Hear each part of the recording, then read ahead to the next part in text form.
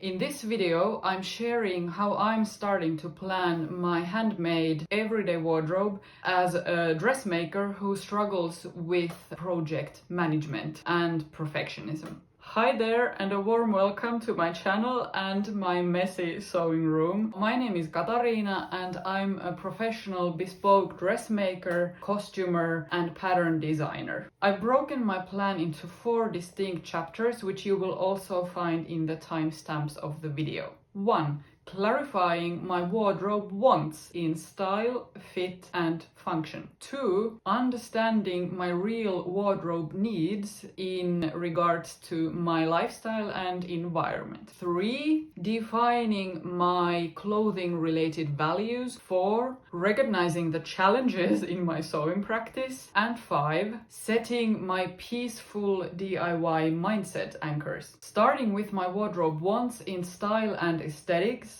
I want clothing that fits me really well and accommodates my curvy body shape. I like a fairly close fit as opposed to a loose fit. I prefer silhouettes that emphasize the waist. I do sometimes wear clothing that is a little bit oversized, but generally and overall I would like my clothing to be gently figure-hugging but not overly tight. I highly enjoy having subtle references from history and vintage and fantasy in my clothing, and I especially enjoy if my clothing reflects my deep connection to nature, which is really important to me.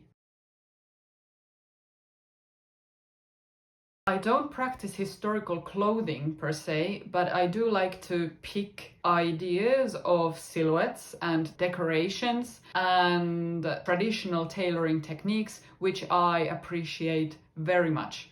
As an artisan myself, I highly value the old school way of thinking about handmade things and craftsmanship. Besides aesthetic, I really want my clothes to be functional, and functional to me means that I want my clothing to be comfortable and support my real life activities that I do. It should also fit into my real life environment. I firmly believe that you can dress purposefully and beautifully at the same time without any need of compromising either of them. And I actually think that in the best scenario they work together, as the fit that is making the garment aesthetic is also the one that is making it comfortable to wear and functional to use. I love natural materials and I want to prefer and choose them wherever it makes sense.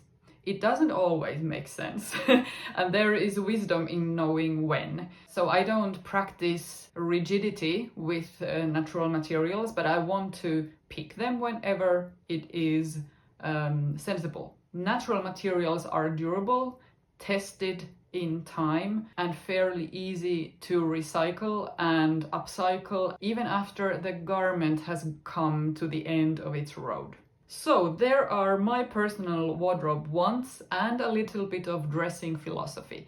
The second chapter is my wardrobe needs in terms of lifestyle and environment. I enjoy a DIY lifestyle, if you may call it that, and it's also very important for me to keep close to nature, which means that I do gardening, I do long forest walks, and occasionally I'm in a much more rural environment. On the other hand, I love these highly romanticized, quiet coffee and cake moments in a cafeteria in the city. Also, as my other profession is opera singer, I sometimes have occasions where I put on my high heels and a long gown or a dress. And in the spectrum of rural to city, I think I have both extreme angles in my needs.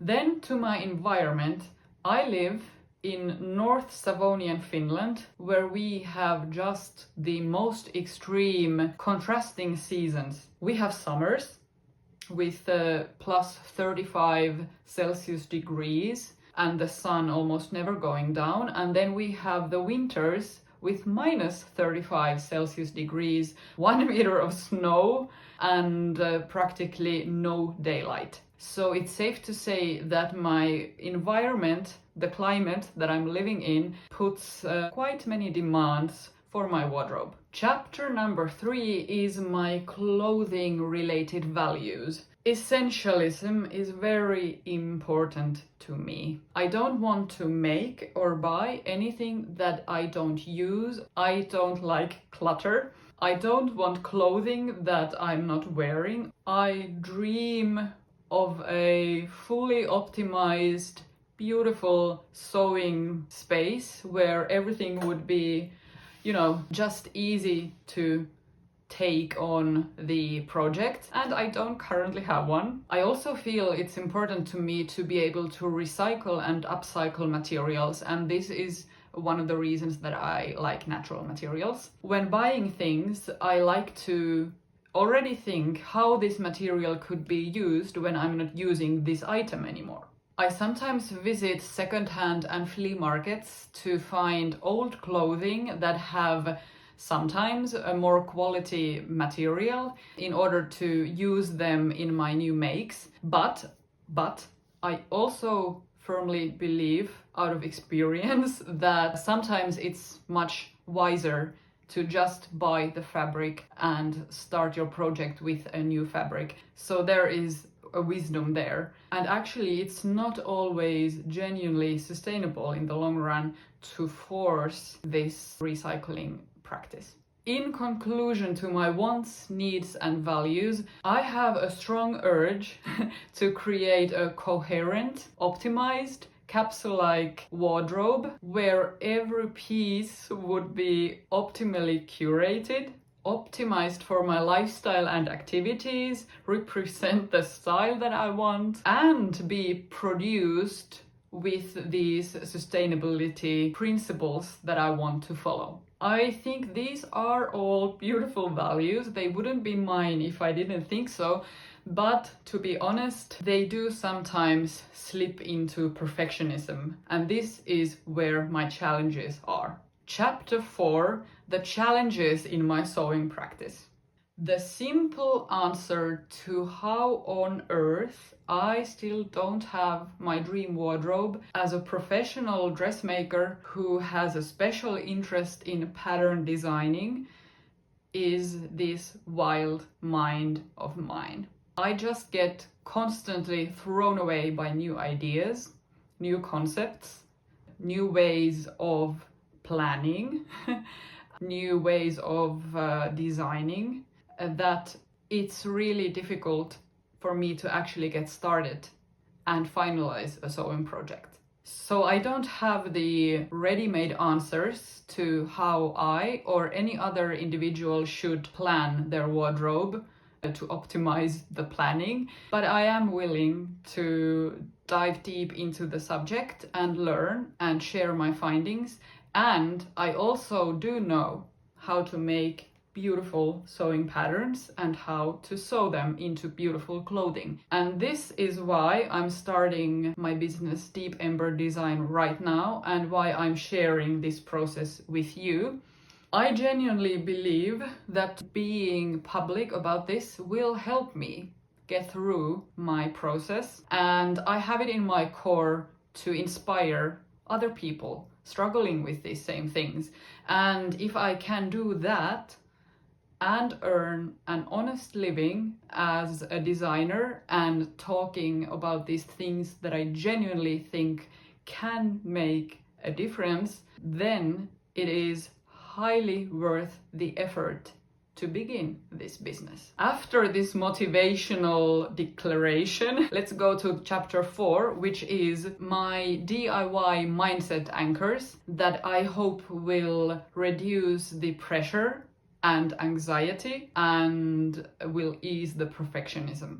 The first anchor: the dream wardrobe will never be a perfect wardrobe. A dream wardrobe will evolve in life, in time. And I believe that clothing should be something that supports our lives, our real authentic lives. And as is the nature of life, it could change. So the wardrobe needs to be able to change with it, and we should be able to be flexible in this change. The second anchor is these things are allowed to take time, and you will see in my content everywhere that I'm not in a rush, and I hope you're not either. My deepest motivation is to build a sustainable sewing practice that is peaceful first and foremost. I have decided to be consistent, but I'm doing this in a long run, so peace.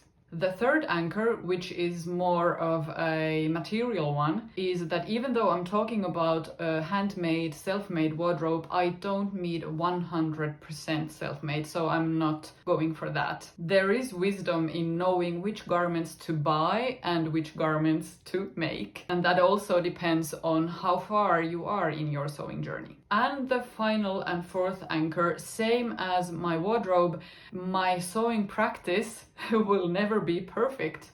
It will never be something that I can create once and then just leave as it is. I will create a framework because I feel that it's going to support me, but I want to create it into something that doesn't break if changes come, and that can be woven into my authentic life, as I've said so many times.